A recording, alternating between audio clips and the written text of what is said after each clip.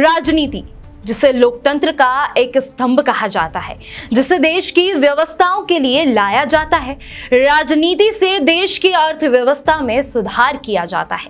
राजनीति में कई पार्टियां होती है जो देश के विकास में अपना योगदान देती है, लेकिन क्या हो जब वही राजनीति देश को लूटने का जरिया बन जाए।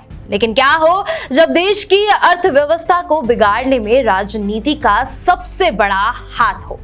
अजीब लग रहा है ना सुनकर, लेकिन ये सच है। और आज हम आपको ऐसी ही एक सच से रूबरू करवा रहे हैं जो कि राजस्थान से सामने आया है। राजस्थान के भीलवाड़ा में जो सामने आया है वो महज एक वित्तीय धोखाधड़ी नहीं, बल्कि लोकतंत्र पर सीधा सवाल है, सीधा हमला है।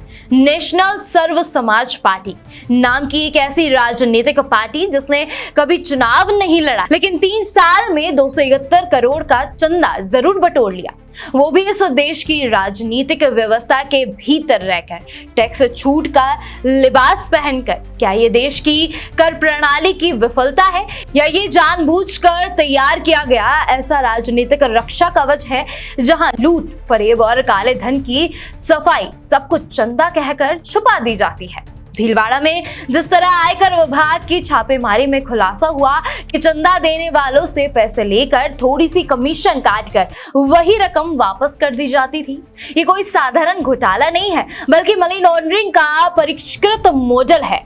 चौंकाने वाली बात तो यह है कि ये सब कुछ राजनीतिक पार्टी के नाम पर हुआ, यानी जनता की आंखों में धूल झोंकने का सबसे कानूनी तरीका खोज निकाला गया है। ये सिर्फ भीलवाड़ा की एक पार्टी की कहानी नहीं, हाल ही में चुनाव आयोग और आयकर विभाग ने देश भर में सैकड़ों ऐसी कागजी पार्टियों की पहचान की है जो ना कोई चुनाव लड़ती है और ना ही कोई सार्वजनिक कार्यक्रम करती है, लेकिन उनके खातों में करोड़ों का चंदा आ जाता है। इस देश में राजनीतिक दलों को दी जाने वाली 100% टैक्स छूट अब लोकतंत्र की सबसे बड़ी कमजोरी बनती जा रही है। ये छूट ईमानदार राजनीतिक गतिविधियों के लिए थी, न कि धोखेबाजों की सेल कंपनियों के लिए। सवाल ये है कि ये सब देखकर भी क्या सरकार और चुनाव आयोग चुप बैठे रहेंगे? कब तक राजनीतिक दल आरटीआई के बाहर रहेंगे? कब तक चंदा देने वालों के नाम गोपनीयता की आड़ में छिपाए जाएंगे? और कब तक हम लोकतंत्र के नाम पर ये टैक्स चोरों की मंडी चलने देंगे?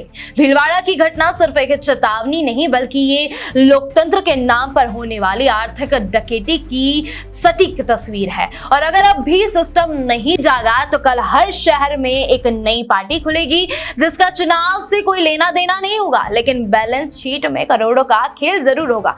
अब समय आ गया है कि इस नकली राजनीति को बेनकाब किया जाए और ऐसे नेशनल धंधों को राष्ट्रीय शर्म घोषित कर दी जाए।